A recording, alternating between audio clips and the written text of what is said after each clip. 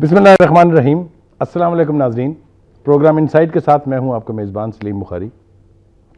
नाज़रीन, जैसा कि आप जानते हैं कि किसी भी मुल्क के लिए दो शोबे ऐसे हैं जिनकी तरक्की का अमल अगर रुक जाए तो उस कौम का आगे का सफ़र रुक जाता है। एक तालीम और दूसरा सेहत।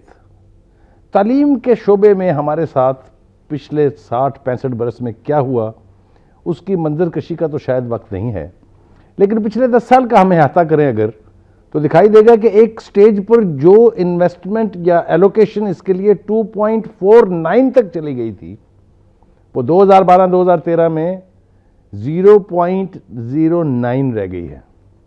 इससे ज़्यादा ट्रेजेडी कोई और नहीं हो सकती कि किसी मुआशरे को आज के इस दौर में आगे बढ़ने के लिए उसके तालीमी शोबे में एलोकेशन का हाल ये हो। कौन जिम्मेदार है, क्यों ऐसा हुआ, ये तो शायद हम डिटरमिन नहीं कर पाएंगे, लेकिन वो क्या फैक्टर्स हैं जिसकी वजह से आज हम इस नौबत को पहुंच गए हैं और क्या किया जाना चाहिए, गालबन इस पे गुफ्तगू हो सकती है। और इसके लिए हमने आज अपने स्टूडियो में जिस शख्स को दावत दी है वो किसी तारफ का मोहताज नहीं है और उन्होंने इस शोबे में बेपनाह काम किया हुआ है। आज भी वो इस मुल्क के सबसे बड़े तालीमी अदारे पंजाब यूनिवर्सिटी के वाइस चांसलर हैं। मेरी मुराद प्रोफेसर डॉक्टर मुजाहिद कामरान से है। डॉक्टर साहब, वेलकम टू आवर शो। शुक्रिया जी। आपसे हम ये पूछेंगे कि आज जो सिनारियो आप देखते हैं ख़ास तौर से एजुकेशन में एलोकेशन के हवाले से, ये क्या तमाशा है, ये कैसे लेके जाएंगे हम इस जनरेशन को अगले दौर में? बहुत शुक्रिया। आपने बड़ी दुखती रग छेड़ दी हमारी। ये दुनिया एक मैदान जंग है, ठीक, और इस मैदान जंग में कुव्वत का असल सरचश्मा इल्म है। ठीक, और जब तक ये सीधी सादी बात फैसला साज़ों की समझ में नहीं आ जाती उस वक्त तक हालात ऐसे ही रहेंगे। दुनिया औसतन अगर आप कुल कौमी पैदावार जीडीपी की फ़ीसद के एतबार से तालीम पर उठने वाले ख़र्चे की औसत निकालें तो दुनिया 4 से 5% खर्च कर रही है। ठीक, हम पहले ही कम खर्च कर रहे थे, 2-2.5% भी कम था, अब 0.9% पे चले गए हैं। और जब हम 2% खर्च करते थे तो मुझे याद है कि पाकिस्तान 192वें ममालिक की फ़हरिस्त में 186वें नंबर पे था, और अब मेरा ख्याल है पाकिस्तान 192वें नंबर पे होगा, यानी आखिरी 1-2 ममालिक में होगा। तो ये बड़ी अफसोसनाक बात है और ये बड़ी तकलीफ़देह बात है, क्योंकि पाकिस्तान में बहुत ज़्यादा सलाहियत और पोटेंशल है। ठीक, यहाँ के लोग ज़हीन हैं, लेकिन कोई तो हो जो इनको कोई तो ज़िम्मेदारी तो ले कि लिखना पढ़ना जो है वो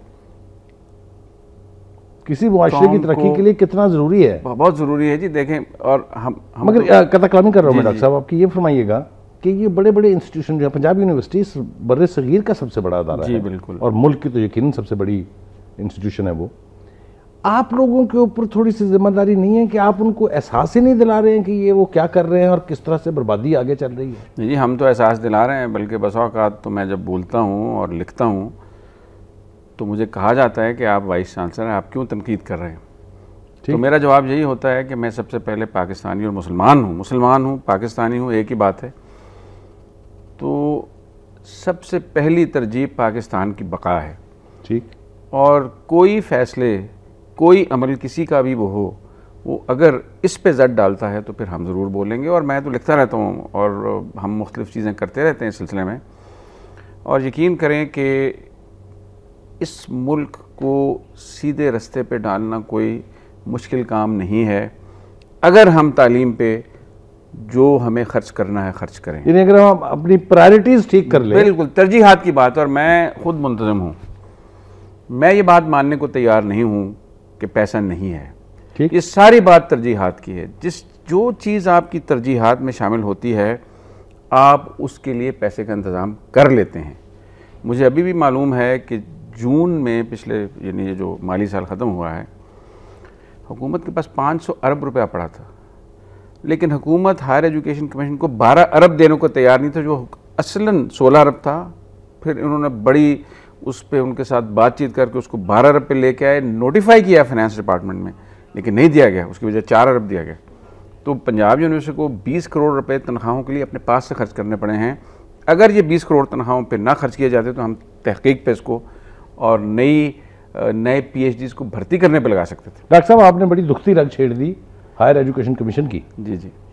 जो इसकी परफॉर्मेंस है उससे कोई, चाहे वो नाकद है, चाहे वो मुखालिफ है, चाहे वो हक में है, इनकार नहीं कर सकता कि इससे इस्तिफादा हासिल किया गया। इससे एक पूरी लॉट PhDs की जो है वो आपको अवेलेबल हो गई। इसके साथ ये हशर क्यों हुआ और किसने किया? देखिए, नियतों का हाल तो खुदा जानता है। मैं बतौर वाइस चांसलर, मेरा ये मुशाहिदा है कि हायर एजुकेशन कमीशन के साथ झगड़ा तो शायद शुरू में हो गया था, लेकिन इनके जो फ़ंड खींचने की बात शुरू हुई है, ये उस हुक्म के बाद हुई है जब हमें ये हिदायत आ गई है कि आप मुंतखब मेंबरान असम्बली की डिग्रियों की तस्दीक करें। ये झगड़ा उसके बाद ये रुख अख्तियार कर गया कि इस हायर एजुकेशन कमीशन को बिल्कुल बेदस्तपा कर दिया। मैं ये एज्यूम करने में गलत नहीं हूँगा कि जो ही डिग्रियों को चैलेंज करने का प्रोसेस शुरू हुआ, जी जी, मखासमत के तौर पर, बिल्कुल ये बात दुरुस्त है। ये मेरा, जिस तरह मैंने कहा, नियतों का हाल अल्लाह जानता है, लेकिन इसमें जो एक कोरिलेशन है वो तो मुझे नजर आता है। ये फरमाइएगा कि जो अमेंडमेंट्स हुई कॉन्स्टिट्यूशन में, जिसके जरिए HIC की जिम्मेदारी जो है वो सूबों में शिफ्ट कर दी गई है HEC की, इससे आप समझते हैं कि सूबाई लेवल पर अगर प्रायोरिटीज ठीक हो जाए तो कोई फर्क पड़ सकता है? देखिए जी, सूबाई हुकूमतों से तो पहले न स्कूल और न कॉलेज चलते हैं, ठीक, उनके पास ये सलाहियत नहीं है।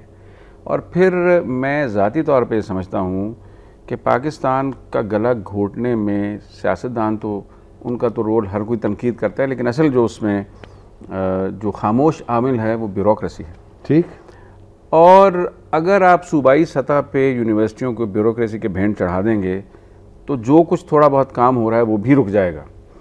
लिहाजा मैं ज़ाती तौर पे समझता हूँ कि हायर एजुकेशन कमीशन या यूनिवर्सिटी ग्रांट्स कमीशन बना लें, जो मर्ज़ी कर लें उसको, लेकिन ये एक इंटरफेस है हमारे और ब्यूरोक्रेसी के दरमियान। जो झगड़े करने हैं, जिस पेटीनेस से डील करना है वो डील कर लेते हैं, हमें बाद में कोई मसला नहीं होता। हमें अगर मसाइल होंगे तो हायर एजुकेशन कमीशन के साथ हम बात कर सकते हैं, वो हम ही में से हैं। ठीक। लिहाजा मैं ज़ाती तौर पे समझता हूँ कि आला तरीन सतह पे जो तालीम है, चाहे यूनिवर्सिटी ग्रांट्स कमीशन बना लें, चाहे हायर एजुकेशन कमीशन रखें, लेकिन इसको वफाकी सतह पे ही होना चाहिए। यानी आप ये फरमा रहे हैं कि इसका सूबाई सतह पे आ जाना इसकी जो एक्सपेक्टेड परफॉर्मेंस हो सकती थी उसको अंडरमाइन करेगा, बिल्कुल मुतासर करेगा। इसमें कोई शक व शुबा नहीं है, मुझे कतन कोई शक व शुबा नहीं। आप समझते हैं कि कोई ऐसी मूव कहीं है कि ये सूरत हाल वापस चली जाए बैक टू? देखिए जी, सुप्रीम कोर्ट ने इसका नोटिस लिया और 2014 तक तो वैसे ही उन्होंने स्टे किया हुआ इस मामले को। ठीक। और यूनिवर्सिटियों के वाइस चांसलरों ने भी मुत्तफ़िक़ा तौर पर यह तय किया था कि ये वफाकी सतह पे ही रहना चाहिए, और इस पर करारदाद भी हमारी मौजूद है। और यूनिवर्सिटियों के बहुत से असातिज़ा भी ये समझते हैं कि यही बेहतर है। तो मैं ये समझता हूँ कि ये जो एक हमारे पास एक चीज़ मौजूद है इसको, और अजीब बात यह है कि यूनिवर्सिटी ग्रांट्स कमीशन जो है जुल्फ़िकार अली भुट्टो ने कायम किया था, बाद में परवेज़ मुशर्रफ साहब के ज़माने में से हायर एजुकेशन कमीशन में तब्दील कर दिया गया, चाहे HEC हो चाहे UGC हो। लेकिन ये मौजूदा हुकूमत का इसको गिराना जो है ये मेरी समझ से बाहर है। यानी आपने ये फरमाया, जो मैं समझा हूँ, कि ब्यूरोक्रेसी और पॉलिसी मेकर्स ने गठजोड़ करके इस कमीशन की वसत को, इसकी यानी जो हैयत है उसको अंडरमाइन किया है। ये बताइएगा कि जब HEC कमीशन चल रहा था और बेपनाह लोग वज़ाइफ लेके बाहर जा रहे थे, तो बाहर भी इसको एक्नॉलेज किया गया, इसको तस्लीम किया गया कि पाकिस्तान में पहली दफ़ा एक सही अदारा बना। इसके हवाले से अगर आप... बिल्कुल जी, बात यह है कि जो मुख्तलिफ पैमाने हैं तहकीक को मापने के, उसमें सबसे वाज़ेह पैमाना तहकीकी, आला तहकीकी जरायद में तहकीकी मकालात की शात है, ये बहुत ज़्यादा बढ़ गई थी। और फिर PhD, मकामी तौर पर जो PhD पैदा करने का अमल है, इसमें बहुत ज़्यादा वसअत आ गई थी। पंजाब यूनिवर्सिटी में मैं आपको आदाद शुमार बताता हूँ कि 1990 से लेकर 2007 तक, क्योंकि ये अमल एकदम जड़ नहीं पकड़ता तो औसत PhD 41 की तादाद में पैदा होते थे हर साल। ठीक। अब ये 120 से तजावुज़ कर गया है। तो ये हायर एजुकेशन कमीशन की पॉलिसियों ही का नतीजा है कि असातिज़ा इस तरफ माइल हुए हैं, जहाँ उन्हें फ़ंड्स दरकार थे उनको फ़ंड मैसर आ गए, लेबॉरेटरियाँ दरकार थी लेबॉरेटरियाँ बन गई, अगर कॉन्फ्रेंसों में जाना है तो उसके लिए सहूलत हो गई। ये इस चीज़ के बग़ैर तख्लीकी अमल हो नहीं सकता। यानी पूरा एक पैकेज है जी, पूरा पैकेज है जिसके नतायज बिल्कुल मुस्बत थे और वाज़े थे। बहुत अच्छे। नाज़रीन, वक्त है एक ब्रेक का। हम कोशिश करेंगे जब ब्रेक से वापस आएंगे कि मुजाहिद साहब से हम ये भी पूछें कि बुनियादी तौर पर तालीम चाहे प्राइमरी हो, चाहे हाई हो, चाहे कॉलेज लेवल या यूनिवर्सिटी की लेवल की हो, पॉलिसी मेकिंग में क्या बुनियादी सुतून होने चाहिए। चलते हैं एक ब्रेक के लिए।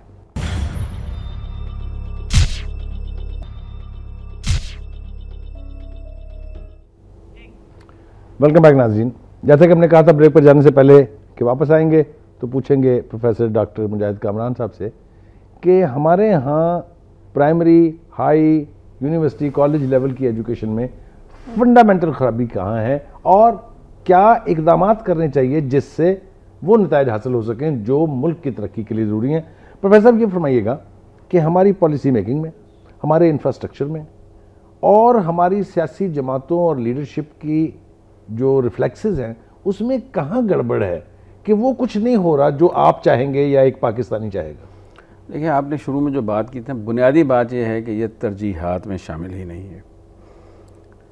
अब अगर ये तरजीहात में शामिल नहीं है तो उसके लिए पैसा मुख्तस नहीं किया जाएगा। अगर आप आदाद-ओ-शुमार देखें, पाकिस्तान में इस वक्त कोई 38% स्कूल ऐसे हैं जहाँ चार दीवारी नहीं है, कुछ 40% ऐसे हैं जहाँ पे टॉयलेट्स ही नहीं हैं, 60% ऐसे हैं जहाँ बिजली नहीं बिजली। और ये मैं आपको 2008-9 के आदाद बता रहा हूँ। इसमें 65% देही इलाकों में थे और 38% शहरी इलाकों में थे, बिजली ही नहीं है। कई स्कूल हैं जहाँ असातिज़ा ही मौजूद नहीं है। तकरीबन 7% स्कूल ऐसे हैं जहाँ बिल्डिंग ही मौजूद नहीं है। घोस्ट स्कूल का भी कॉन्सेप्ट। तो ये मुझे बताएं कि जब आप पैसे नहीं देंगे तो इनकी हालत कैसे, बच्चे कहाँ बैठेंगे, कहाँ पढ़ेंगे, उनको उस्ताद पढ़ाने वाले कहाँ से आएंगे। ये कम से कम 4% ये जब तक GDP का मुख्तस नहीं करेंगे उस वक्त तक तालीम की हालत बेहतर नहीं हो सकती। पहली बात तो ये है। ठीक। दूसरी बात ये है कि तालीम के मामले में तमाम बड़ी पार्टियां इत्तफाक राय से कानून साजी करें। जब ये 18वीं, 19वीं और 20वीं तरमीम पे इकट्ठी हो सकती हैं तो इस बात पे क्यों इकट्ठी नहीं हो सकती कि आप मुल्क के GDP का 4% कम से कम तालीम के लिए मुख्तस करें। और तहकीक की भी इसके अलावा बात है, सिर्फ तालीम ही नहीं है, क्योंकि असल में तालीम इसलिए भी ज़रूरी है कि तालीम के बगैर तख्लीक इल्म नामुमकिन है। ठीक। और ये एक इस्लामी रियासत है और कुरान पाक में जहाँ 250 के करीब आयात हैं जो कानूनी या इंतज़ामी अमूर से मुतालिक लेजिस्लेटिव आयात हैं, 750 आयात हैं जिसमें बार बार इंसान को तफक्कुर और तदब्बर की हिदायत की गई है, मज़ाहिर फितरत पर गौर फ़िक्र की। तो रसूल करीम की एक हदीस भी है कि अगर हसूल इल्म के लिए चीन भी जाना पड़े। बिल्कुल। और ये भी कहीं है कि मेरी उम्मत के जो उलमा हैं वो दर्जे में बनी इसराइल के अंबिया के बराबर होंगे। तो बात यह है कि जिस दीन में, जिस मज़हब में इल्म की ये हैसियत है और ये अहमियत है कि किताब का 8वां हिस्सा तख्लीक इल्म की तरफ, तदब्बर और तफक्कर की तरफ आपको राग़िब करता है और हिदायत देता है, तो उस माशरे में तालीम के लिए हम जो कुछ। और एक चीज़ और जहन में रखें, देखिए जब पाकिस्तान में आप आदाद-ओ-शुमार बजट के देखते हैं ना, तो डिफेंस पे जो हम खर्च करते हैं वो कमोबेश उसी तनासुब से है जो बैनुल अक़वामी मेआर में है। दूसरी कौमें, तरक्की याफ्ता कौमें भी डिफेंस पे अपना 3-4% खर्च करती हैं GDP का। अमेरिका ज़रा ज़्यादा खर्च करता है या इसराइल ज़रा ज़्यादा खर्च करता है।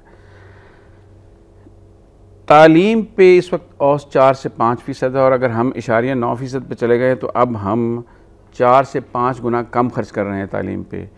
याद रहे कि हमारा जो GDP है वैसे ही बहुत कम है। ठीक। 170-180 अरब डॉलर है। अमेरिका का GDP 14 ट्रिलियन डॉलर्स है और वो अगर तालीम पे 5 से 7% खर्च करते हैं, 5% उसका 700 अरब डॉलर है और 9% उसका आप देख लें 980 अरब, हज़ार, तकरीबन 1 ट्रिलियन डॉलर्स बन जाता है। इसमें एक अहम बात रह जाएगी, वो ये है कि लिहाजा तालीम पे तो हम 5 गुना कम खर्च करें, लेकिन जब आप R&D पे चले जाते हैं, तहकीक पे, तो वहाँ बहुत ज़्यादा फ़र्क है। यानी हम इसको ऑर्डर ऑफ मैग्नीट्यूड कहते हैं अपने रियाजियात में और फिजिक्स में, यानी यहाँ एक सिफर फालतू लग जाता है 10 गुना 20 गुना।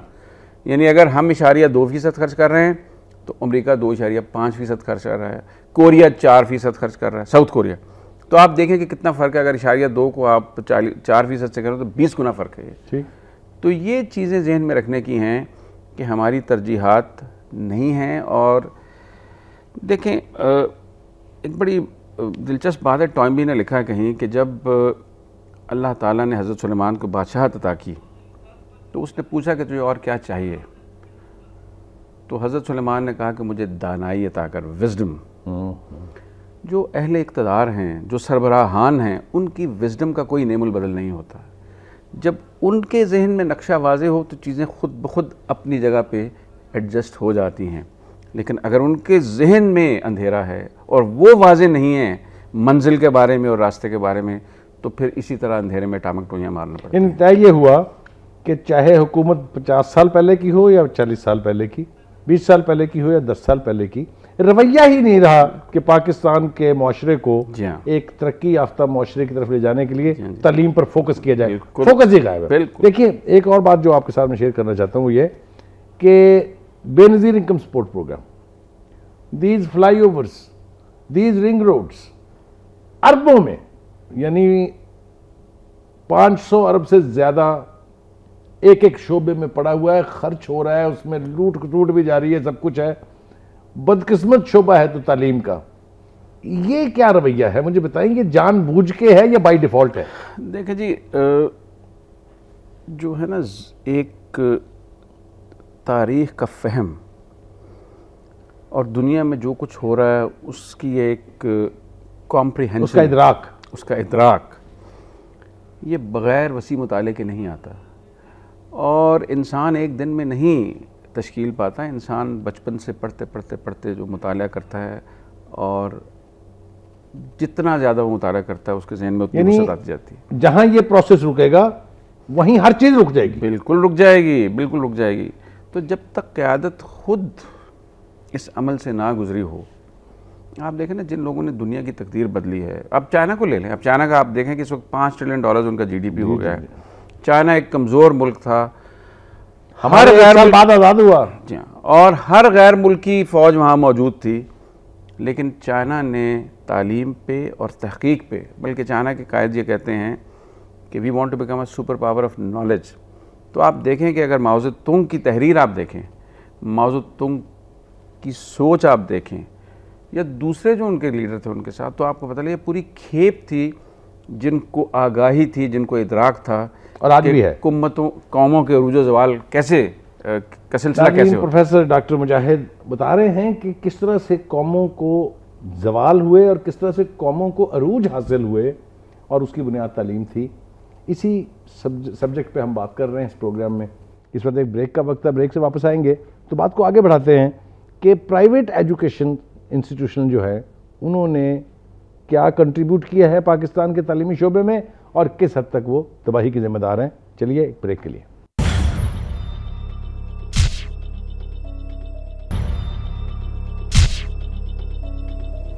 वेलकम बैक नाज़रीन। डॉक्टर मुजाहिद कामरान हमें बता रहे थे कि मिसालें मौजूद हैं हमारे पड़ोस में, बहुत ज़्यादा दूर जाने की ज़रूरत नहीं है। चाइना में उनकी जो लीडरशिप थी, उनका मोटो ये था कि we want to be super power of knowledge. ये अप्रोच होती है किसी भी मुआशरे के आगे तरक्की करने की। हम तवक्को कर सकते हैं और दुआ कर सकते हैं कि हमारी लीडरशिप को भी यही इदराक हो, वो भी तालीम के शोबे को अपनी प्रायोरिटी लिस्ट में थोड़ा सा ऊपर ले आएँ। कौम बन जाएगी, उनका तो पता नहीं कुछ बिगड़ेगा या नहीं बिगड़ेगा, लेकिन एक कौम को तालीम याफ्ता बना के दुनिया का जो कंपटीशन है उसके अंदर ले जाने के लिए इसके अलावा कोई चारा नहीं है कि आप उसकी न सिर्फ प्रायोरिटी बेहतर करें, बल्कि उसमें जितनी एलोकेशन मुमकिन हो सकती है वो करें। जनाब जी, एक बात इसमें मैं तरजीहात, अब देखें ना, हुकूमत की तरजीहात में न्यूक्लियर प्रोग्राम शामिल था। ठीक, भुट्टो साहब ने इसका फैसला किया और ज़िया साहब ने उसको जारी रखा, नवाज शरीफ साहब ने जारी रखा, बेनज़ीर ने जारी रखा, और जहाँ कंसिस्टेंसी होगी, तसलसल भी था, और उसके लिए जो भी वसाइल दरकार थे वो दे दिए गए। तो आप देखें नताइज सामने आ गए हैं। तो तालीम के साथ भी जब तक ये रवैया अख्तियार नहीं किया जाएगा, नताइज सामने नहीं आएंगे। यानी आपका ख्याल ये है कि ये जब तक रवैये नहीं बदलेंगे, बिल्कुल, जब तक पॉलिसी साजों के नजदीक इसका इदराक नहीं होगा, बिल्कुल कुछ होने वाला नहीं। लेकिन यही कौम साबित कर चुकी, जैसा आपने कहा नाज़रीन, के अगर न्यूक्लियर टेक्नोलॉजी के अंदर हम दुनिया की इस रेस में सबसे आगे जा सकते हैं। आज हम तहकीक, रिसर्च और यूटिलिटी के एतबार से न्यूक्लियर टेक्नोलॉजी की बेस्ट कौमों में से एक हैं। 7 है ना टोटल, उनमें भी हमारा शुमार यूनाइटेड स्टेट्स के बाद होता है। ये बात क्यों हमारे रहनुमा जो है वो नहीं बताते आवाम को? बल्कि मिसाइल टेक्नोलॉजी में हमारे बाज़ मिसाइल इतने दुरुस्त निशाने पे जाते हैं कि मेरा ख्याल है दुनिया में किसी के पास मौजूद नहीं है। अभी कल ही कोई बात कर रहा था कि एक हमारा मिसाइल है जो 2500 किलोमीटर पे भी जाके जब निशाने पे लगता है तो एक इस्तिलाह है CEP, सर्कुलर एरर प्रोबेबिलिटी, इसकी 0.02% है, जो कि बहुत ही एक्यूरेट है। तो आखिर ये सिर्फ पैसा मुख्तस करने से, आखिर यही पाकिस्तानी लोग हैं जो बना, यानी हमारे मिसाइल तो अपने निशाने पर लग रहे हैं, लेकिन हमारी एजुकेशन जो है वो निशाने पर नहीं है। जी, प्राइवेट एजुकेशन का, प्राइवेट एजुकेशन इंस्टीट्यूशन का जब कॉन्सेप्ट आया तो ख्याल ये था कि वो सब कुछ जो हुकूमत नहीं कर पा रही है, ये शायद उसको मेकअप करके अपना रोल निभाएंगे और कौम को एजुकेट करने में अपना हिस्सा डालेंगे। लेकिन तजर्बात कुछ मुख्तलिफ हैं। आज ये कॉन्सेप्ट है कि वो सवाए लूट खसूट के हाईएस्ट उनकी फ़ीस है और जो वहाँ माहौल है वो सब कुछ आपके सामने। ये बताइए कि प्राइवेट एजुकेशनल इंस्टीट्यूशंस का रोल पॉजिटिव है या नेगेटिव? देखें, जब हुकूमत अपनी ज़िम्मेदारी पूरी नहीं करती और लोगों ने बच्चों को तालीम देनी है, तो जो लोग ये ख़र्चा उठा सकते हैं, चाहे आसानी से उठा सकते हैं चाहे मुश्किल से उठा सकते हैं, वो फिर अपने बच्चों को वहाँ भेज देते हैं। असल बात यह है कि हुकूमत ने अपनी ज़िम्मेदारी पूरी नहीं की और मैं ये समझता हूँ कि असूलन हुकूमत को सस्ती तरीन बल्कि मुफ्त तालीम का इंतज़ाम करना चाहिए एक सतह तक। ठीक, उसके उसके बाद आप बेशक उसमें सिलेक्शन कर लें, इंतखाब कर लें। तो ये सारा मसला इसीलिए पैदा हुआ और फिर इससे ये हुआ है कि जो प्राइवेट इदारे हैं उनमें से बहुत ज़्यादा मुनाफाखोरी करते हैं। आप फ़ीसों का फ़र्क देख लें, आप किंग एडवर्ड मेडिकल कॉलेज की फ़ीस देख लें और उसके मुकाबले पे किसी प्राइवेट मेडिकल कॉलेज की फ़ीस देख लें, ठीक, आपको ज़मीन आसमान का फ़र्क नज़र आ गया। पंजाब यूनिवर्सिटी की फ़ीस देख लें, लम्स की फ़ीस देख लें। तो बात यह है कि ये सारा इसलिए हुआ है कि हुकूमत ने अपनी ज़िम्मेदारी पूरी नहीं की और इस खला को पुर करने के लिए प्राइवेट इदारे आगे आ गए हैं। और ज़ाहिर है जब प्राइवेट इदारा होगा तो मुनाफा लाजमी है। ये मुनाफे में एतदाल भी कर सकते थे, जो कि नहीं है, मेरी राय में नहीं है। ये बताइए क्वालिटी ऑफ एजुकेशन का क्या हाल है इन इदारों में? देखें जी, अगर आप ये देखें 2-3 चीज़ें ज़हन में रखें। बहुत से प्राइवेट इदारों में जो बच्चे जाते हैं वो बड़े खाते पीते घरों के होते हैं, अंग्रेज़ी मीडियम से वो पढ़े होते हैं, उनकी बूदोबाश, उनका लिबास, उनका अंग्रेज़ी बोलना ये आपको नज़र आ जाएगा। लेकिन जो गुदड़ी के लाल, जो टैलेंट, रॉ टैलेंट जो तराशा हुआ नहीं है, जो हमारी यूनिवर्सिटियों में आता है, उसका मुकाबला किया ही नहीं जा सकता। और बसा औक़ात मैं देखता हूँ कि हमारी यूनिवर्सिटी के पढ़े हुए लोगों को जब ये नौकरियों में लेते हैं लोग, तो अब ये हो गया है कि मुझे अभी तक याद है ये जो अख्तर अब्दुल रहमान साहब के साहबजादे, इनका पेप्सी कोला है या क्या है, हुमायूं साहब ने, मैंने तकरीर में कह रहे थे, कह लीजिए कि मैं फ़लाँ प्राइवेट यूनिवर्सिटी का बंदा नहीं लेता, मैं पंजाब यूनिवर्सिटी का बच्चा लेता हूँ, क्योंकि उसके अंदर एक आग होती है, एक आगे बढ़ने की तड़प होती है। वो आते हैं तो वह कह लगते हैं हमें दफ्तर दें, हमें अच्छी कुर्सी मेज़ आलीशान दफ्तर हो। तो ये चीज़ें ये समझने की, गुदड़ी के लाल जिसका हवाला आपने दिया, वो भी टाटों के पड़े हुए, टाटों के पड़े हुए जी कमाल के हैं। मैं आपको बताऊं कि कमाल हैं। मेरी तो ज़िंदगी में, चूँकि मैं उस्ताद हूँ और इस बार शायद मैं ना पढ़ाऊँ, जो अभी तालीमी साल ख़त्म हुआ इस वक्त तक तो मैं पढ़ा रहा था। यानी आप यकीन करें कि चपरासियों के बच्चे हैं, क्लर्कों के बच्चे हैं और उनमें इतनी सलाहियत है। ये जो हमारे मिसाइल बना रहे हैं, ये सारे बच्चे उसी लौट के हैं, लोअर मिडिल क्लास। आप आज इस मकाम पर बैठे हैं, जो छोटी मोटी हैसियत मेरी है, हम भी उन्हीं टाटों के स्कूलों के पढ़े हुए हैं। चलो मैं बेहतर में, मेरे वालिद टाट वाले स्कूल में पढ़े थे, उन्होंने हमें ज़रा बेहतर स्कूल में पढ़ा दिया और मैं ये भी देखता हूँ कि तालीम में देखें फ़र्क है। मैं जिन बच्चों के साथ खेलता था महल्ले में, उनमें से कईयों का वाली वारिस ही कोई नहीं था, कोई बेवा है, कोई ज़रिया आमदन नहीं है। इतने बासलाहियत लड़के थे, आप यकीन करें कि मुझे अभी तक याद है, एक जो है वो जेब कुतरा बन गया और टीबी का मरीज़ होकर दुनिया से चल बसा, उसके भाई ने कत्ल कर दिया, वो उम्र कैद झील रहा है। एक और था लड़का, बहुत हर खेल में बहुत अच्छा था, उसने जुए का अड्डा खोल लिया। अगर इनके सर पे कोई हाथ रखने वाला हो, और ये हुकूमत का काम है कि इनके सर पे हाथ रखे और उनकी तालीम का इंतजाम करे, तो ये हमारा इतना, अब आप देखें ना ओलंपिक्स में आपको एक तेज दौड़ने वाला नहीं मिलता 18 करोड़ के लोगों में, जो कोई एक मेडल ही ले आए, कोई तेज पैराक नहीं मिलता, कोई तेज दौड़ने वाला नहीं मिलता, कोई लंबी छलांग लगाने वाला नहीं मिलता, कोई नेज़ा फेंकने वाला नहीं मिलता। क्यों नहीं मिलता? इसलिए कि सिर्फ तवज्जो ही नहीं है। मैं डॉक्टर साहब आपकी बात काट रहा हूँ, एक बात थोड़ी सी कॉन्टेक्स्ट से हटके है, लेकिन चूंकि मेरे दिल में भी इसके लिए जवाब की हसूल की कोशिश है, नाज़रीन भी चाहेंगे। अंग्रेज़ी ज़बान इल्म है या ज़बान है?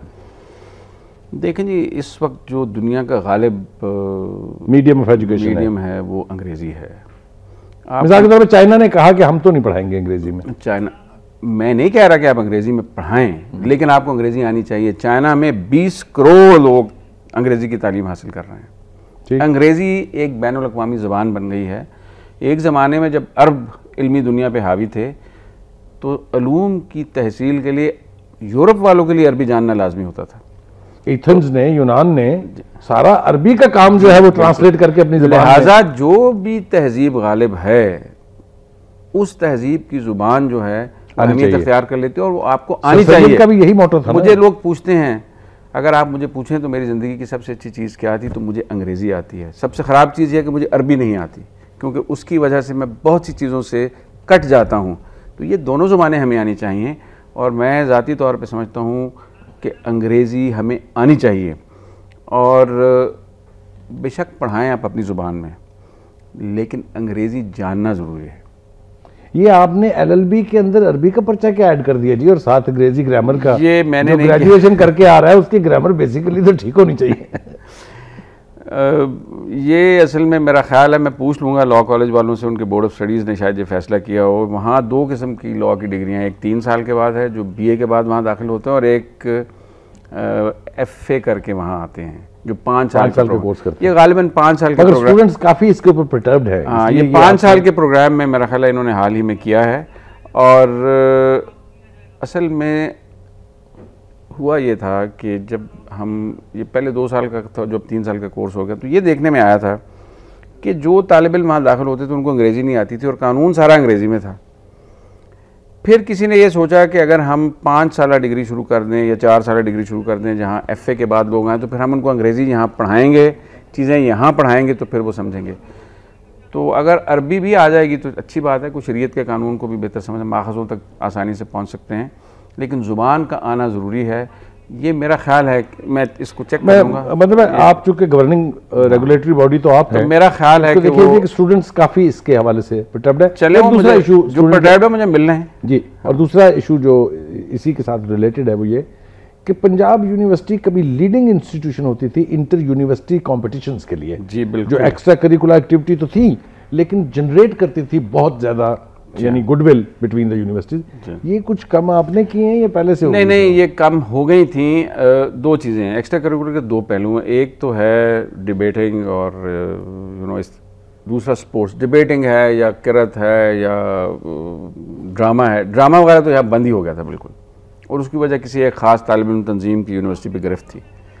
अब आप देखें कि डिबेटिंग में और मजमून नवीसी में पंजाब यूनिवर्सिटी हर साल ये जीतती है, और ये जो हायर एजुकेशन कमीशन जब भी कराता है हम जीत के आते हैं वहाँ से। रिस्टोर करेंगे आप इसको? हमने इसको काफ़ी हद तक रिस्टोर कर दिया है, बड़ी हद तक रिस्टोर कर दिया है, लेकिन थोड़ी सी अभी रुकावटें हैं जो इंशाल्लाह दूर हो जाएंगी।